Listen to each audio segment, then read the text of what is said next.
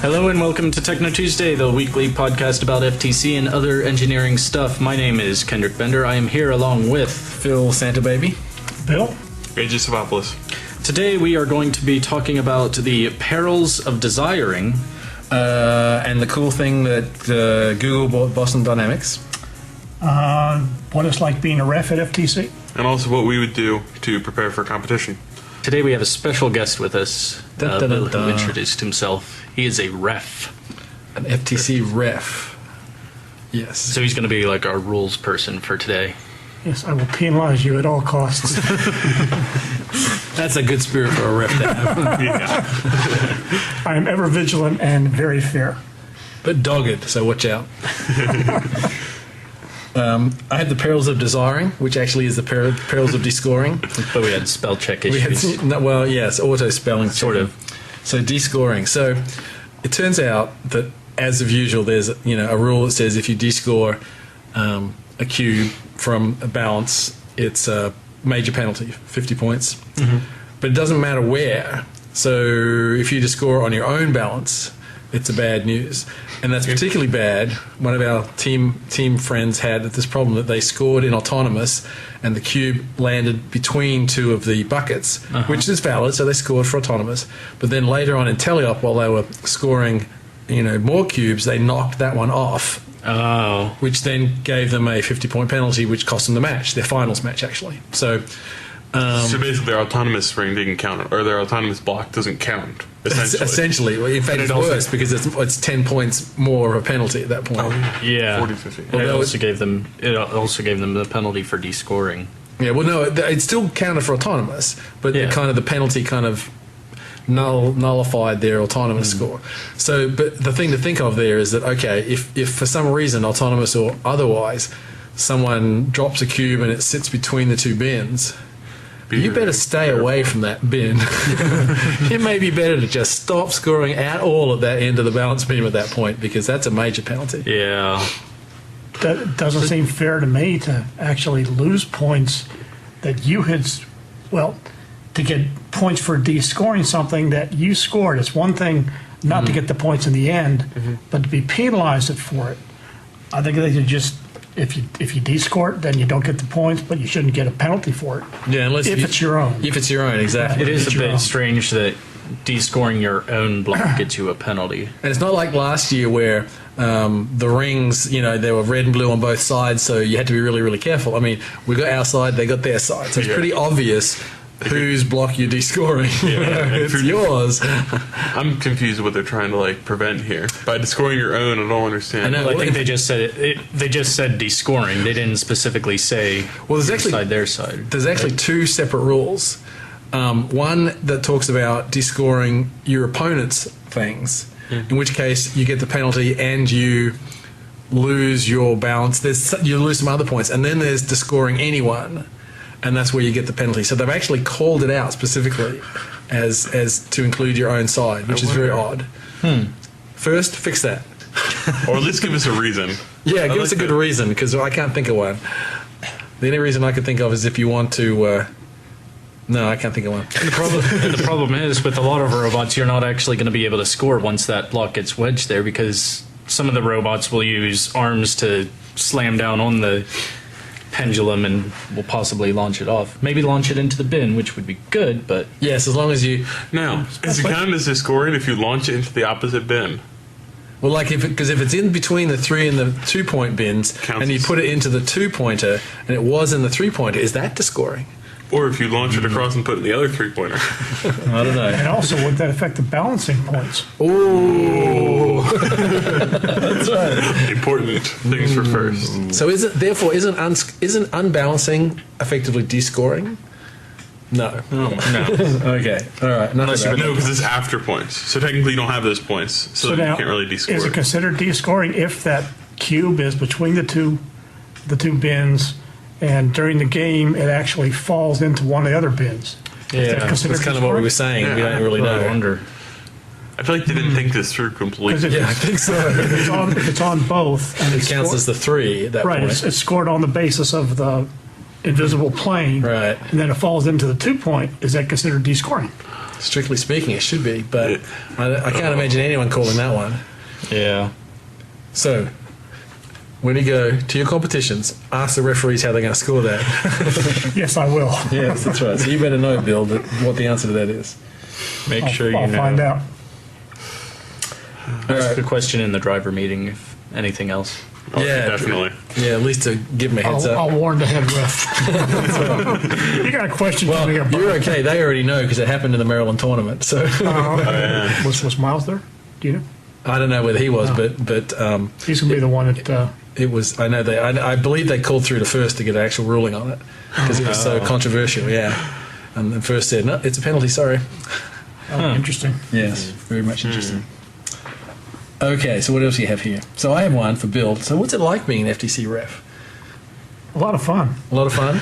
Free food, a T-shirt, what more can you ask for? I think it really boils down to the whole. I do FTC and FRC, and the whole thing. These kids are just so grateful, and it's just so much fun. I enjoyed the kids are always courteous. You know, in my daily work, you meet a lot of grumpy people, plus budgets, and people hollering at you. Okay, here you get to holler at them, but it's just come on now, let's play by the rules. It's just a super friendly group. It's really a lot of fun. So what's the worst thing a team can do to really annoy you? Not listening to what I'm saying. All right, there you go, teams. You heard it from. There are so many times mouth. that I've mentioned. A lot of times it happens more so in FRC, and this is with the carts. I keep telling these people, put the cart over there, put the cart over there. The carts are over there, and yet they take them all over the place. So I will say that when Bill does FRC, he usually does queuing. Right. Right. So that's why the whole cart thing is more of an issue. Bill likes things to be where they're meant to go. Well, it creates a lot of confusion too when you're queuing. You're trying to keep the flow of things going. But at FTC, when you're reffing, the biggest thing, most of the people pay attention. They listen to you. I think they're more attentive at FTC because you're not really worrying to get all these large robots up and queuing or something like that. They're just kind of there, and it's a little more they're a little more organized, I think, in the FTC. That may have a little bit to do with the longer build season. They're not as stressed with the build of the robot. Everything hasn't come to a head that day. Yeah. Although you guys, I don't know, it may be coming to a head that day for you. Yeah, we've been there before. We got another little special delivery from Servo City yesterday. Christmas. It's actually true this time. Yes, it is Christmas. That's right. So the plastic chains are really pretty neat. Mm-hmm. So the chains are just like regular, chains, 0.25 inch chains, but they're snapped together, so every link just snaps. So it's kind of like a Lego chain, except it's really strong. I mean, I made a little 6-inch loop and tried to pull it apart, and I couldn't. It was like, so that's good. So lightweight chains, that's kind of cool. Mm-hmm. But the other thing I got some new little pinion gears, little small gears that fit directly onto a DC motor, right shaft size, but they go down to 16 teeth. So you can get a much higher gear ratio, much more easily with smaller gears. In much less space. Much less space, so... I got to say it again. Oh, you youngins got it so good. That's right. The flavor stuff. So the big news last week, of course, was Google buying Boston Dynamics.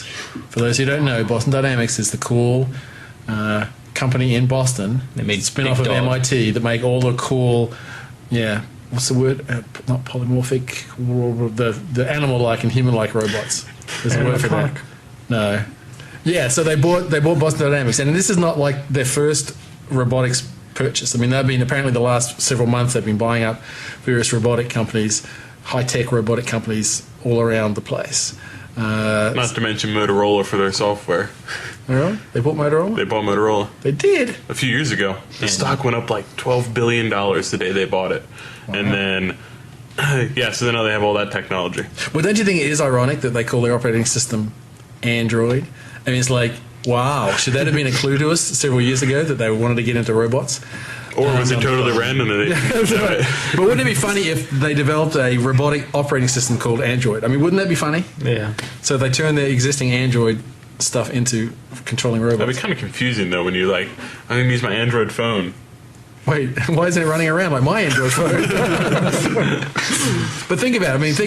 I mean, the interesting tie-in is that, okay, so Google has been hiring a lot of the people that were doing a lot of the robotic work for the previous DARPA challenges. So all the technology that went into, not all, but a lot that went into the self-driving cars, for example, Google hired up all the people that did a lot of that work. And so then what does Google do with it? They build self-driving cars that do all the street view mapping. So these cars have been driving around without drivers for the last couple of years now, taking all the pictures.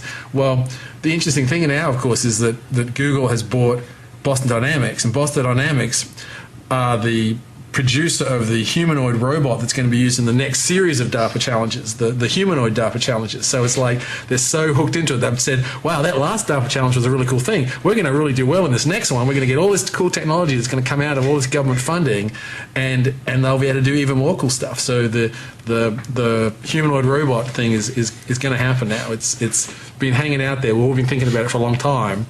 And nothing's really been... I think iRobot sparked a lot of people's interest whenever they had all the humanoid robots. Have you seen iRobot? Well, they have. Yeah, I know the movie. Yeah, there was a book that came out long before the movie did, which I read as a kid. But now the Atlas robot that Boston Dynamics has built for the DARPA challenge, it's going to be really cool. I mean, if you've seen any of the videos of that, it is really neat. Atlas. It seriously looks like a T2 robot. So Google, robots, cool. So if nothing else has ever made you think, wow, getting into robotics could be a good career, this should be it.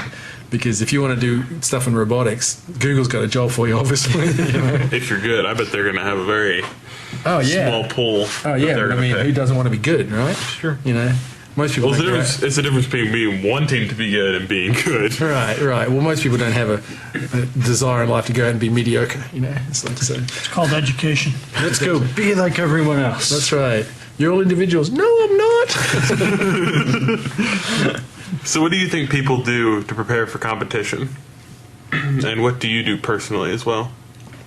Well, I know we've always tried to make sure we have all of the tools we need in our toolboxes, make sure the robot gets in its specially made box with padding on the inside of it to prevent it from getting banged around during transport. Speaking of transport, we don't transport by air ever. We always drive it. We've heard horror stories of people getting their robots back in pieces. There was a team at Worlds one year had to rebuild their whole robot there at Worlds. Now, I had the same toolbox approach, except I'm talking about software. So what I'll do is I'll get all the software updates, I'll get all versions of our software, every manual I can find, throw it onto a flash drive, duplicate that flash drive like 3 times, give one copy to the software person on the team, and have the other one ready that when I'm at competition and someone needs to reflash their NXT, I can give it to them and leave it with them and just tell them to come back and give it to me. So that's what I do. I spend probably half a day before competition just organizing all my software files onto flash drives. Back up everything. Yeah. Got to assume the computer's going to crash, because mine has at competition. Remember the EMP that took out my laptop at Annapolis one year? It's like, it's working, it's not working, it won't boot, it's dead. What happened? We don't know. It's just the end of that computer. It just decided that day. Died. It just died. I say there was some test they were doing at the Naval Academy. Those big antennas, those big antennas that are up in the sky in the Naval Academy. They fell over towards Phil's computer. That's right. Specifically targeting 10-year-old laptops. That's right. So, Bill, what do you do to prepare for competitions? Is that one? Read the whole manual at least once. Well, yeah, I would hope more than once. And then keep reviewing it and reviewing it. So do you know that set the page of the rules or the penalties, pull that aside and go over those 4, 5, 6, 7, 8, 9, 10 times. I think that's a good plan for everyone, not just referees. Get a good night's sleep. I think everyone should take those rules and however they need to do it, get it onto their mobile device. Email the PDF to themselves so they've got them, so they can just pull out their phone and find out what Rule G16 really is. They usually have a list of the major penalties, and I have that on the clipboard. So I'm vigilant as far as what the penalties are, and I just go over the rules all the time. I mean, I usually do more than one competition, and I'm always learning something from each competition because something comes up. I was going to ask, is there usually some surprise at most competitions? The biggest surprise, I think, was the competition with the raise with The buckets. The raise the buckets. I mean, when I went to my first competition, I told the head ref that, well, you're going to need something a little bit more than this 3-foot yardstick they had. Phil and I had developed a little algorithm, and I had it on my iTouch to calculate how many points you get. And I told them, this thing's it's just gonna go up like 10 or 15 feet, and they were just shocked at first. And later on, someone else built a 16-foot pole to measure it. I came prepared the first time with the tape measure and my little app, and after a while, the robot extended at the top, and I just say, oh, it's 115 points or something like this. I'll never forget the first time we lifted. Everyone's like, what? I have to wonder if anybody at first had even thought that anybody was going to be lifting like that. I actually had an opportunity to speak to Woody Flowers about that at the FLL award thing that we went to, and he said that no, the game committee didn't, but he had a feeling something like that was going to happen. I think it was his reply, but the game committee did not anticipate that was going to happen. Yeah, I've talked to someone, Eric Wood. He even said whenever they were making it, he was talking to him because he helped ref several of the FTC competitions. He said none of the FTC people, most of them were like, there's no way it's going to go over the yards that they have. Which is really funny because as soon as I saw those rules, I said, forget stacking, we're going to lift as high as we can. Oh, yeah. But the biggest thing is they should have put a limit on how high you could lift. No. But they didn't. They needed one. They learned that rule the next time around. They did the last competition. That's right. You can get it off the ground, and that was it. Well, no, you can only lift the other robot 24 inches. Remember, it was lift the other robot. Oh, yeah. How bad that would be. It's up 6 feet.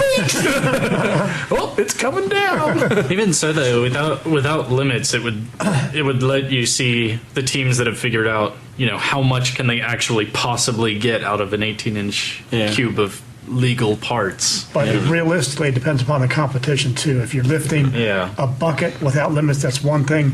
Lifting a robot, you're talking safety. Lifting a robot, because you get it up real high, like and it could fall or hurt. Yeah. Well, you're talking thing about buckets.